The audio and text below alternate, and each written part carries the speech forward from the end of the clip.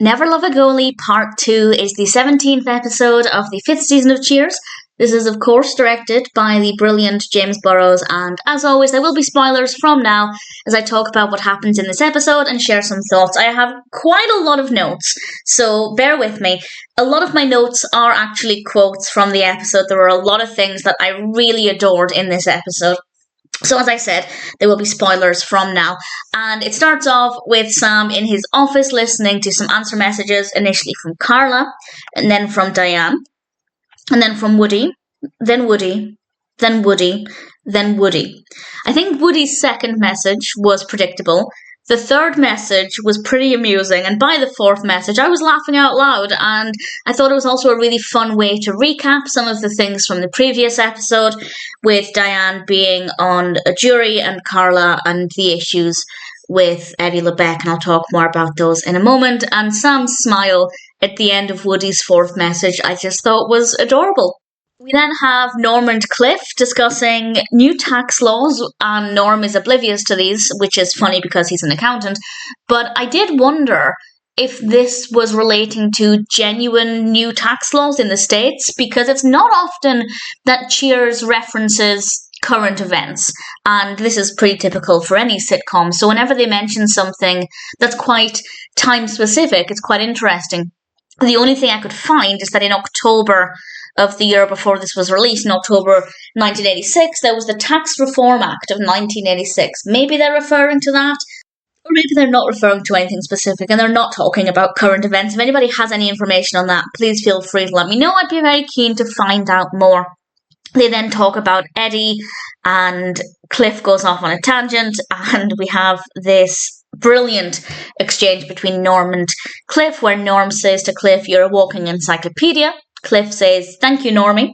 And Norm replies, "Unfortunately, you're also a talking encyclopedia."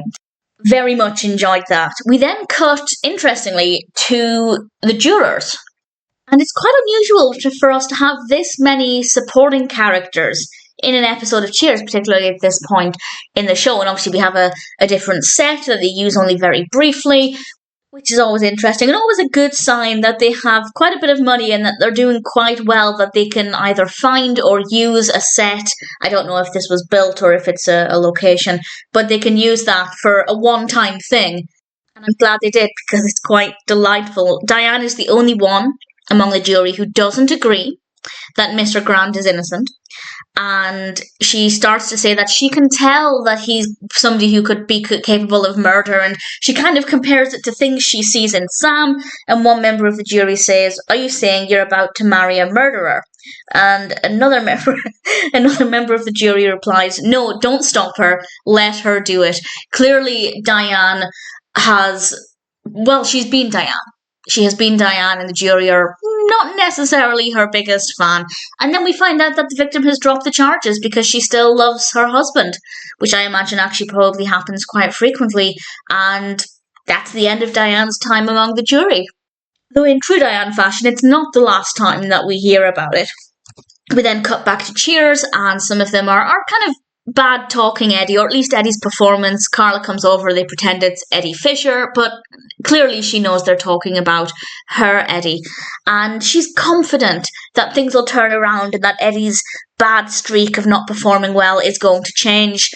And then when Carla's out of earshot, Cliff kind of suggests that Carla is a jinx. And Frasier points out that it could be a self-fulfilling prophecy. If Eddie thinks that Carla is a jinx, then that could hinder his performance, which I think could potentially be the case. My other theory in the episode doesn't really touch on this, but my theory is that because he's in love with her and he's so smitten with her, she is on his mind. He's focusing more on the relationship than on the game. And I feel like if that's the case, that would be true for any relationship that he's in. So it could be Carla, it could be somebody else. And I don't think the episode really touched on that, but for me, that's my thinking. I don't think that he's performing badly because Carla is a jinx.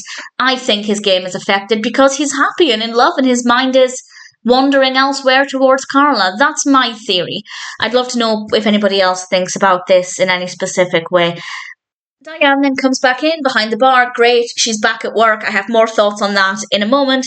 And then Norm says something to Sam that I thought was rather adorable. He says to Sam, Sam, could you step down to my office for 1 second? Motioning for him to come down to Norm's area of the bar. I love that Norm sits in this stool so frequently that he might as well consider it to be his office. I love that. I just thought it was a nice little moment.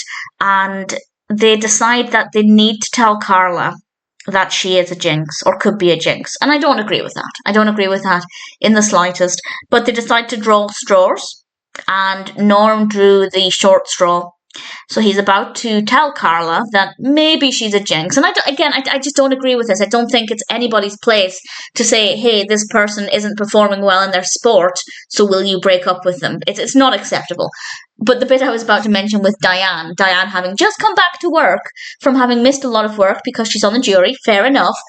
When Norm is about to talk to Carla, Diane's in the background reading a book. And it's not the first time we've seen Diane reading a book when she's meant to be working, but it stood out to me as being pretty amusing.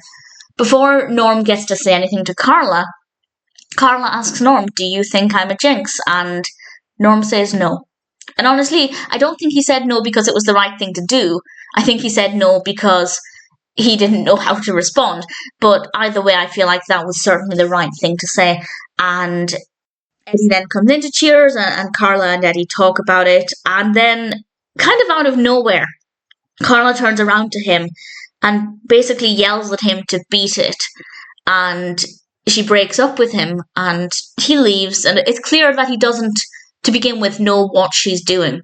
And Carla confirms once he's left that if he loses the game that night, then clearly she's not a jinx, and it wasn't her fault. But I would argue that if he lost the game that night, it wouldn't be because she wasn't a jinx.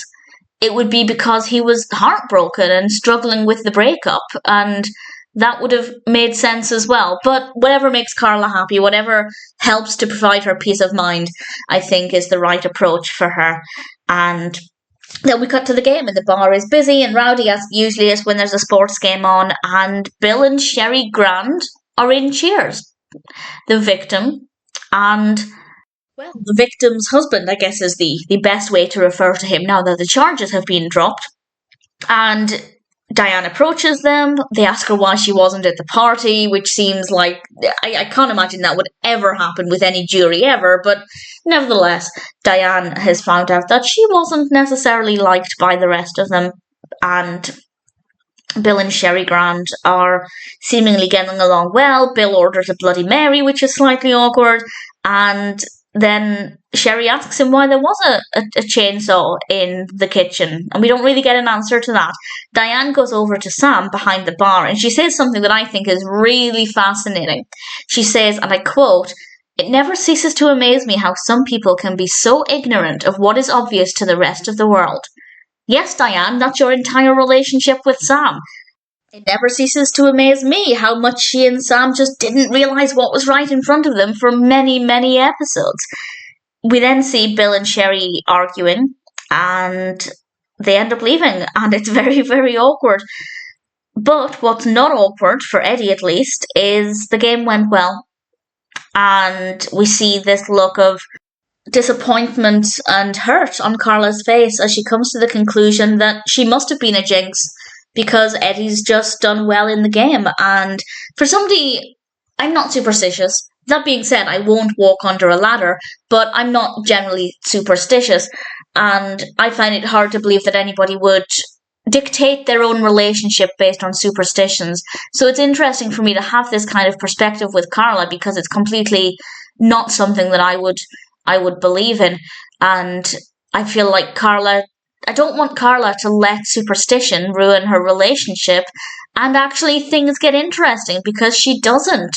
Eddie comes in a little while later, and it gets kind of emotional because he hands her a tape with their song on it, and he leaves, and it's just Carla alone in the bar. She's going to be locking up, and she puts the song on, and she doesn't cry, but I feel like she's very, very, very close to it. And the next thing we know, we cut to however many days later, and Carla and Eddie are holding hands in the bar, and then A few seconds later, Carla is shouting at him. They're through, their breakup is official, they're not going to be together again, and Eddie leaves. And we learn that this is now their ritual, and they do this before every game. It seems unhealthy, but if it works for them, and if it helps Carla to overcome her fears about the superstition, then so be it. Whatever makes them happy, whatever works for them. To everybody else, might seem a bit strange, but if it works for them, then that's the most important thing.